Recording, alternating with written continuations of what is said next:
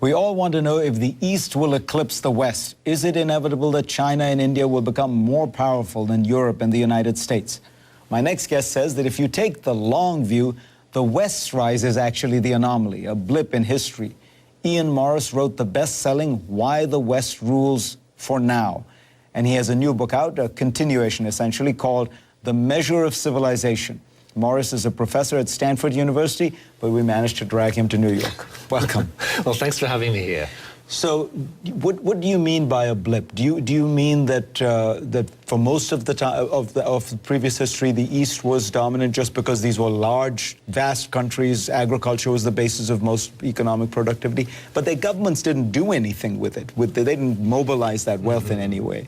Yes, well, through most of history, you get powers and civilizations that are dominant in just one part of the world. That if you go back all the way to the end of the Ice Age, 15,000 years ago, the most developed part of the world has usually, in fact, been at the western end of Eurasia, around the Mediterranean Sea. But there was a great limit on how far they could project the power. And it's not really until you get to the Industrial Revolution that all of a sudden these nations, mostly around the shores of the Atlantic, can suddenly project their power anywhere in the world. So about 200 years ago, the West quite abruptly starts to dominate the whole planet. Why does America rise? Well, I think this is a continuation of the same kind of processes. That through most of history, of course, the Americas completely separate from the rest of the world. They're doing their own thing, they're developing in their own ways. Then they start getting drawn into an economy based on Europe, starting in the 16th, 17th, 18th centuries. And initially, it's all driven from Europe, by the European capitals and the people coming out from Europe. By the time you get into the 19th century, though, and you're able to start building railroads, and the telegraph comes in, distance is shrinking, and increasingly as this happens, the Americans are able to move from being a kind of a periphery to a European global system, to being the center of a global system themselves. And it's all about the shrinking of space. Geography is driving this story, but what the geography means keeps changing.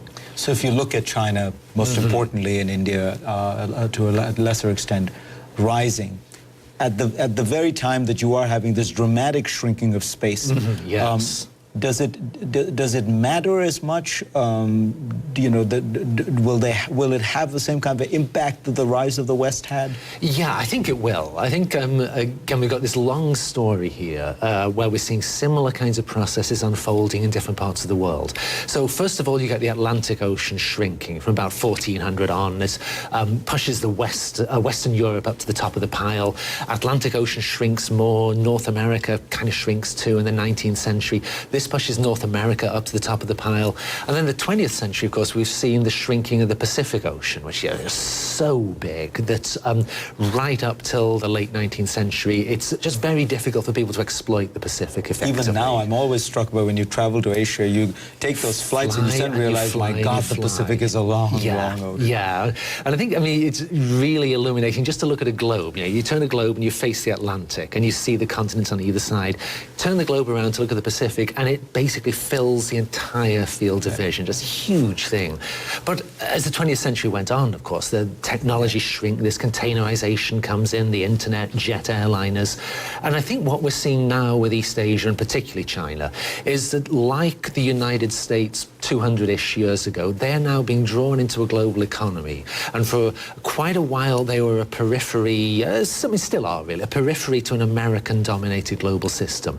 But the big trend is pushing towards them rising to the top of this global system. And do they have experience that there are, you know, two views. One is, look, China was always a backwater. There was the Middle Kingdom, fine, they dominated their own little part of Asia, but they had no real interaction with the world. They stopped building big boats partly because they got less interested in all that. Yes. And so they actually have no experience with this. It's going to be a very new thing. And then there are those who say, no, this is a 5,000-year civilization. Yes, yes. I think I mean, you can look at the history, and I can see how people can draw both of these conclusions. But what strikes me most, looking at long-term Chinese history, is that China has always been just as interested in the rest of the world as every other major power. A lot of the time, though, they would get in a situation where there just wasn't much attraction for them to be sending out voyages to the other end of the world, or people across Central Asia to reach to India and Iran and to Europe. But whenever it has been attractive, whenever there's been something to gain, they've not hesitated to do so. And people will sometimes say, we're going to see a very different world order with China at the center, where new kinds of diplomacy will come to the fore and people won't be using force as much to achieve national goals. But again, if you look back over Chinese history, they've been as aggressive as anybody else in pursuing their own interests whenever the use of force seemed like a good way to get those interests. So my guess would be that a world system dominated by China would not be so very different in the way it runs from the kind of world we're used to today. Ian Morris, pleasure to have you on. Well, thanks very much for having me here.